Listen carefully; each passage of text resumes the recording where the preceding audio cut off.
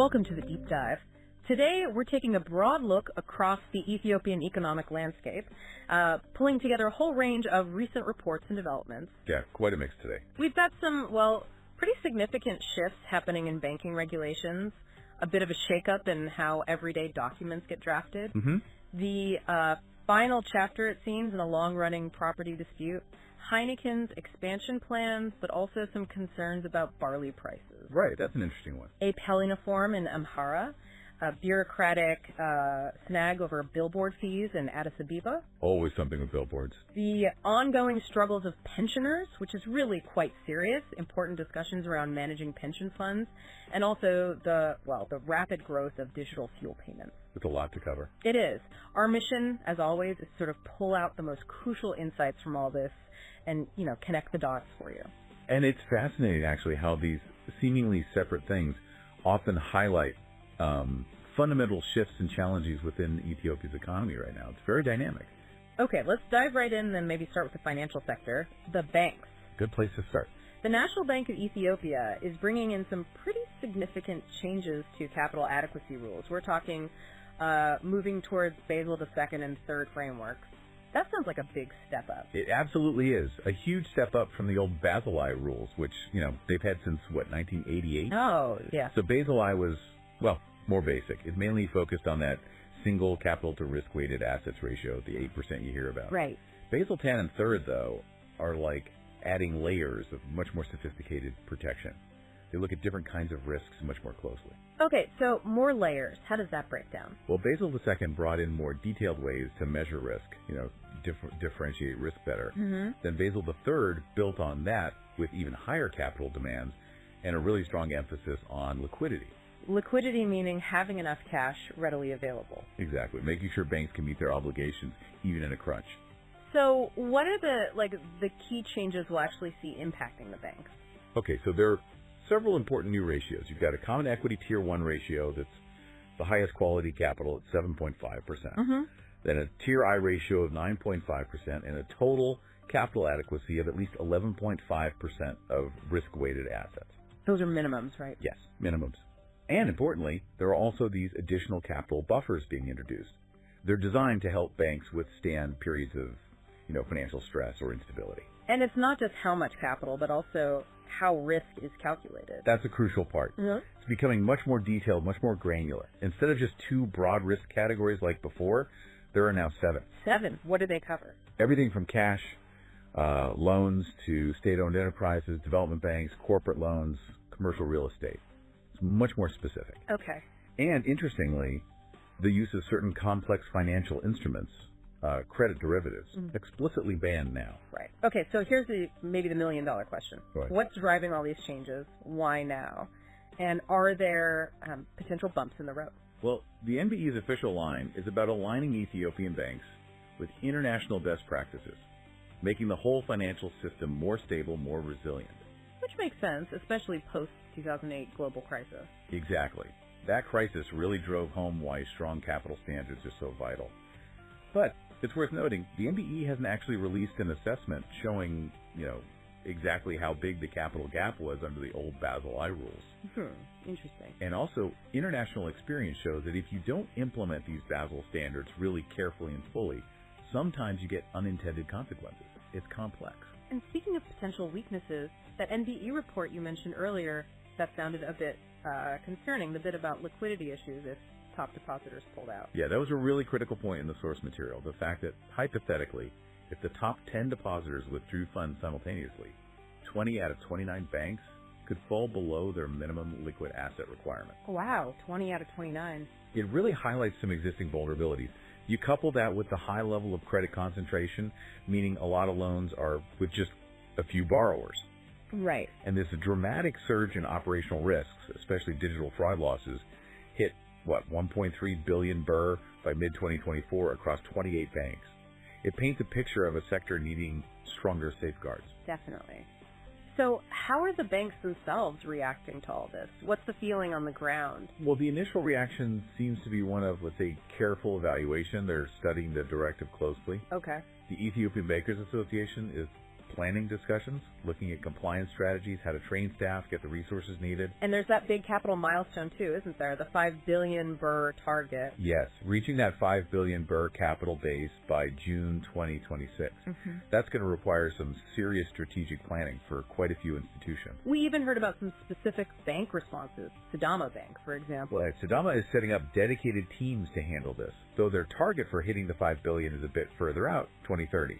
And Zeeman Bank, they seem to be in a different position. Yeah, Zeeman appears much stronger already. Their capital has grown significantly. They're well above the current thresholds, and they're aiming for 15 billion birr eventually.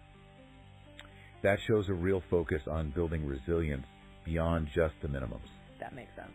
And a financial advisor quoted in reports made a really insightful point. These new standards will force banks into some rigorous self-assessment.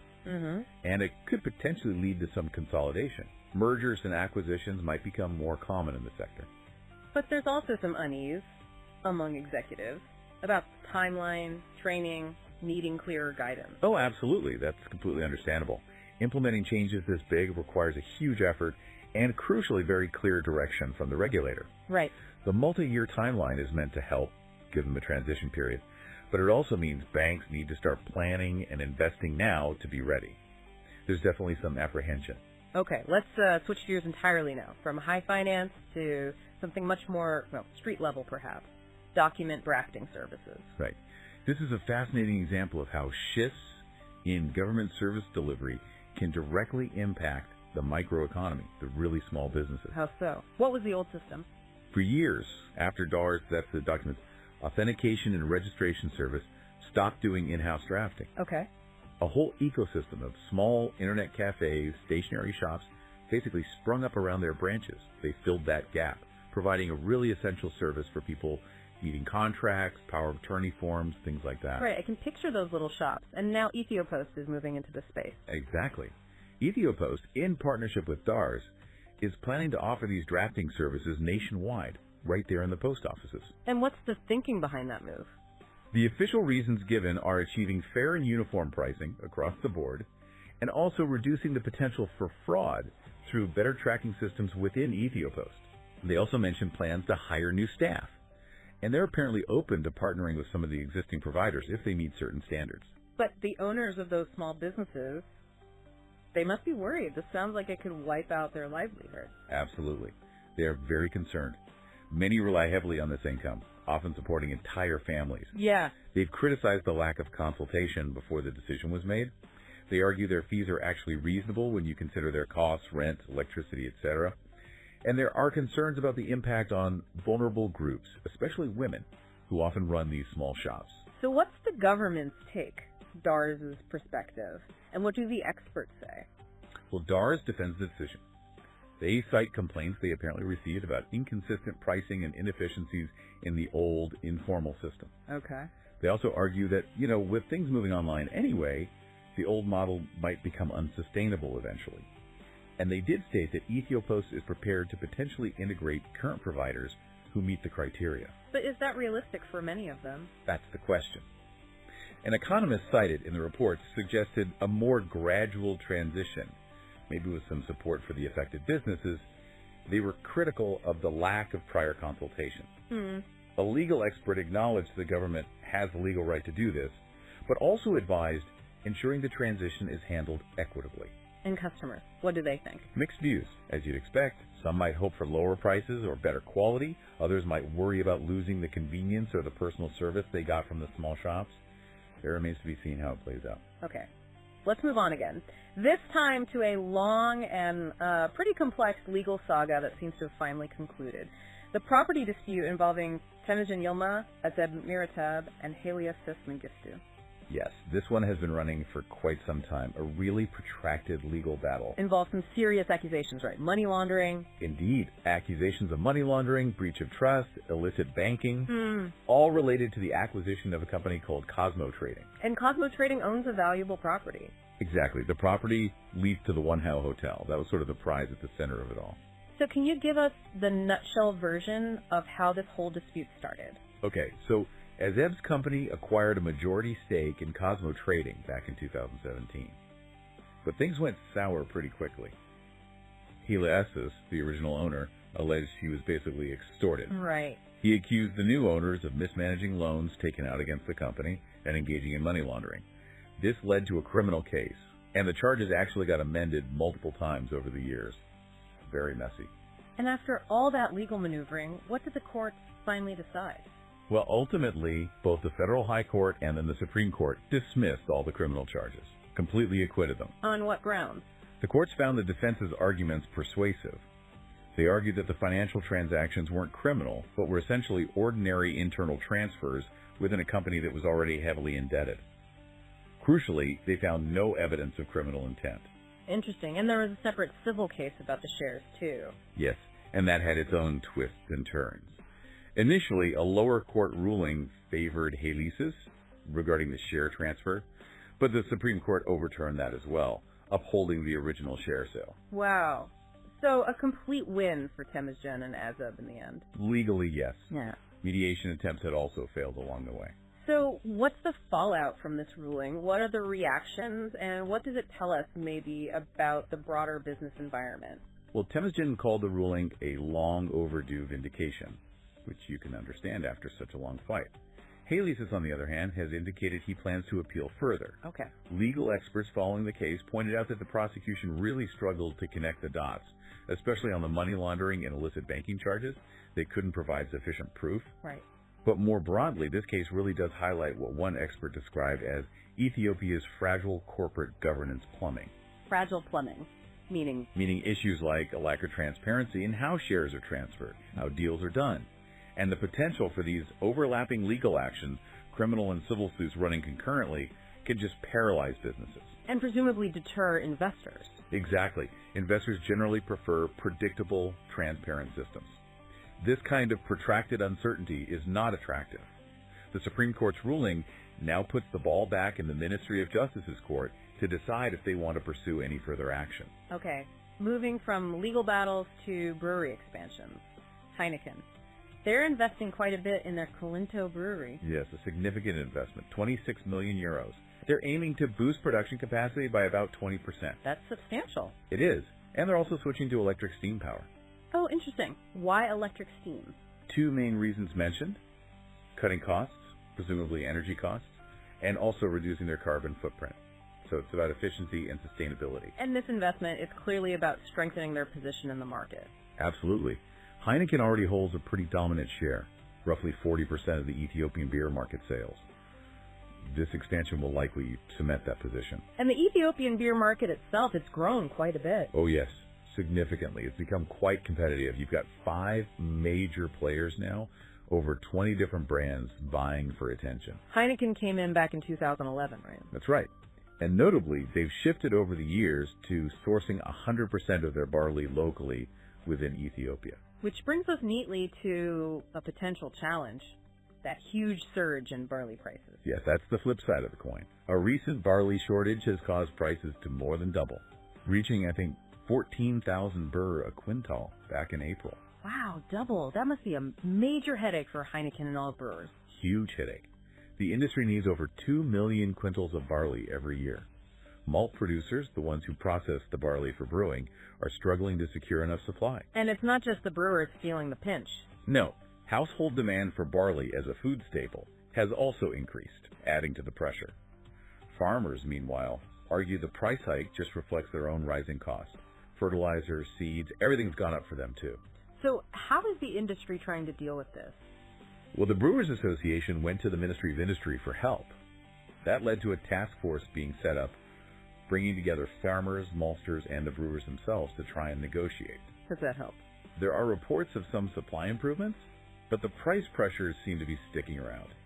It's a tough situation. The Prime Minister's Macroeconomic Committee is apparently also looking into it now. What do experts suggest? Consultants are pointing towards things like better agricultural technology, more strategic sourcing by the breweries, and, importantly, breweries actively supporting local growers to improve yields and stability long term. It really shows how interconnected things are, agriculture and industry. Definitely. The doubling of barley prices isn't just a problem for brewers. It highlights the vulnerability of the whole agricultural supply chain to shocks. Yeah. It raises bigger questions about food security, resilience, maybe reliance on single crops, storage. all those things. Okay, let's shift our focus now to the Amhara region. A really significant land reform bill has been enacted there. Yes, this is a big one. It fundamentally changes land management rules that have been in place for smallholder farmers for 2 decades. Loosening restrictions, is that the main idea? Pretty much. Farmers and pastoralists can now use their landholding certificates as collateral to get loans. That's huge. Oh, yeah. They can also lease or share crop their land to outside investors under proper contract. And they can even transfer property to heirs who aren't immediate family members. So what are the main goals behind this reform? What are officials hoping to achieve? Well, the stated aims are to bring more capital into agriculture, which is badly needed. Also, to curb the illicit under-the-table land swaps that have been happening. Right. And generally just boost farmers' confidence in their land rights, their tenure security. Previous caps on how much land someone could hold are gone, as long as cultivation fits with regional master plans. And penalties for illegal transfers. Stiffer penalties now, yes. And that ability to bequeath or gift land outside the nuclear family is a major shift, though farmers have to keep a minimum plot, 1,000 square meters. What about using land as collateral? If a farmer defaults? The law allows creditors, upon default, to lease out or operate that collateralized land for up to 10 years to recover the debt. And joint ventures, land for equity. That's enabled too.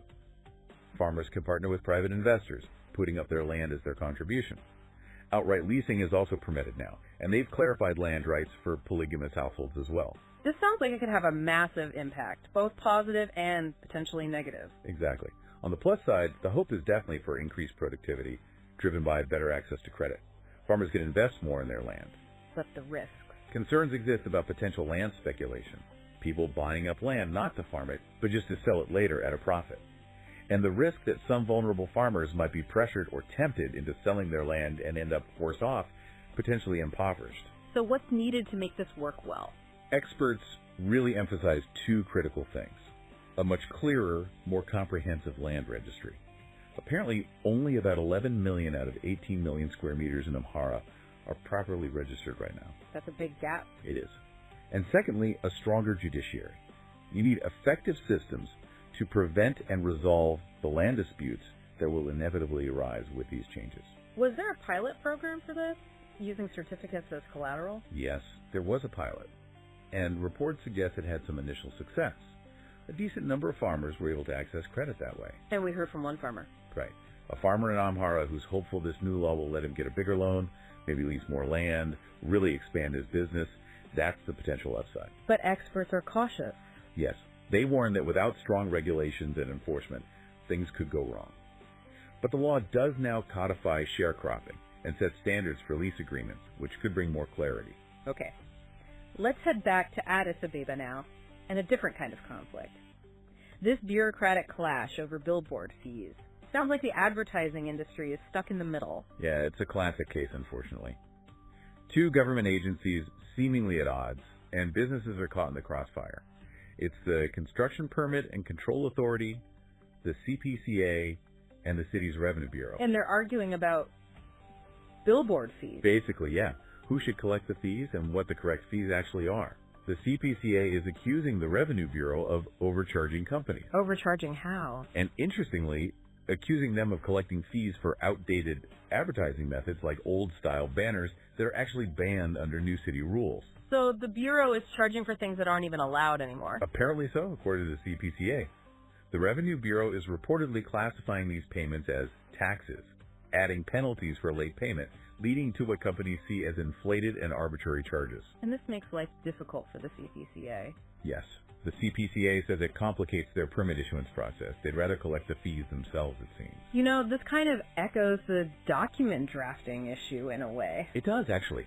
Both highlight these complexities of navigating changing regulations and how different parts of the bureaucracy interact, impacting businesses just trying to operate. So how is this affecting the advertising industry on the ground? Well, frustration is high among advertising agents. They're dealing with this rigid, confusing payment system.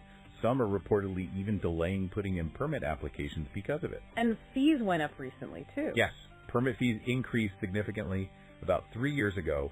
Billboards up to 5,000 birr, digital ones up to 15,000 birr. That added to the financial strain. Ouch. And we heard about one company that suffered major losses. They prepaid for billboard space, and then the billboards were demolished by the city authorities. No compensation. That's rough. What's the Revenue Bureau's defense? They defend their system, saying advertisement payments are just treated like any other tax. Strict deadlines, penalties for non-compliance, standard procedure for them. Okay. And what do tax experts make of it? A tax expert acknowledged that the Bureau's approach aligns with general tax law principles.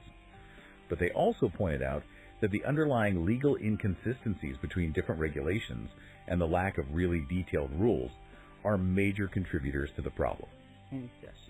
The expert suggested maybe aligning the payment deadlines for ad fees with the regular tax periods. That could potentially simplify things for everyone involved. Okay. Sadly, our next topic is a really difficult one. The struggles faced by pensioners in Ethiopia. Yes, this is a deeply concerning situation. The reports included some very poignant stories of pensioners, both in Addis and elsewhere, who are really finding it impossible to survive on their pensions. Just not enough to cover basic needs. Not even close, in many cases. These are people who worked for decades. We heard about a former prison admin worker, a former midwife, now living in incredibly difficult conditions because their pensions haven't kept pace at all with the rising cost of living. And the system itself, it doesn't cover everyone, does it? No, far from it. Only a relatively small percentage of Ethiopia's elderly actually receive any kind of pension. There's a formal private sector scheme that started in 2012 with minimum and maximum benefits set. But even for those who get it, the amounts are often just too low. Exactly. Surveys mentioned in the sources indicate really high rates of food insecurity among retirees. It's alarming. You know, thinking back to the banking reforms, the land reforms, even this pensioner issue, there's a recurring theme, isn't there? Absolutely. It feels like Ethiopia is grappling with modernization across different fronts. Finance, agriculture, social safety nets, trying to build more stable systems, but also facing these huge challenges of social equity and ensuring people aren't left behind. They're not isolated incidents. No, they feel like different facets of a larger economic and social transformation that's underway. And with inflation making everything more expensive, the pensioners' situation is just getting worse. Are there efforts to address this? There are. The Pensioners Association is actively lobbying, stepping up advocacy efforts for better benefits and rights. And officials do acknowledge that the current pension amounts are inadequate. What about the pension fund itself? How is it managed? The Public Social Security Service Agency manages a very large amount of money, but it's primarily invested in low-risk and therefore relatively low-return government treasury bills. So not really growing much in real terms. Likely not, especially with high inflation. There have been some adjustments to pension payouts recently, but again, they often lag way behind the actual cost of living increases. They are apparently exploring investments in properties, though. And there's broader talk about needing more fundamental pension reform.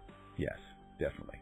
Experts and reports consistently point to the urgent need for significant reform, both to address the inflation problem and to expand coverage to more people. What kinds of reforms are being suggested? Well, diversifying the investment strategy is a big one. Moving beyond just T-bills into things like corporate bonds, maybe equities. Learning from other countries? Yes, looking at experiences in other African nations that have reformed their pension systems. Improving regulation and transparency is also key. Could the new stock exchange play a role? The ESX? Potentially, yes. It could offer new investment avenues for the pension fund down the line. Economists even suggest that meaningful pension reforms could boost national savings overall. But the challenge remains getting decent returns, especially after inflation. That's the core challenge, yes. Achieving positive real returns in the current economic environment is very difficult. Okay, finally, let's just briefly touch on something that seems to be spreading rapidly. Digital fuel payment systems. Right. This is clearly a growth area. Oromia International Bank just launched their Milky app. Joining others like Telebur, CBE-BRA. Exactly. And the Cooperative Bank of Oromia has one too. So competition is heating up in that digital fuel payment market. And the transaction volumes are huge. Astonishingly so. Over 176 billion birr in transactions just in the third quarter of this fiscal year. That's massive. And the government is pushing this too. Yes. The Ministry of Transport and Logistics is actually developing a new national app. The idea is to allow fuel payments through any financial institution in the country. When did digital fuel payments even start? It's quite recent, actually. First launched in April 2023. But in just under 2 years, the total market transactions have already hit 430 billion birr. Incredible growth. What's the main driver? Convenience? security? Both, I think. The government initiative is definitely aimed at reducing cash usage at gas stations, which has security risks, handling large amounts of cash. And for users, it's just more convenient than fumbling with notes. Okay. So we've covered a lot of ground. Let's try and wrap this up. What are the key takeaways for you, the listener, from this whirlwind tour? Well, I think we've seen some really significant shifts happening, haven't we? Definitely. From those stricter international-style banking rules aiming for more stability. Right. A big move for the financial sector. To new, maybe more convenient, maybe more disruptive ways of handling everyday things like document drafting or paying for fuel. Mm-hmm. The land reform in Amhara, that holds huge potential for agriculture, but as we discussed, raises really important questions about making sure it's implemented fairly and protects the vulnerable. Absolutely. The implementation is key there. The billboard fee tangle, maybe a smaller issue in the grand scheme, but it highlights those ongoing complexities in just navigating the regulatory environment. Bureaucratic hurdles are a real cost for business. And then the stories of the pensioners.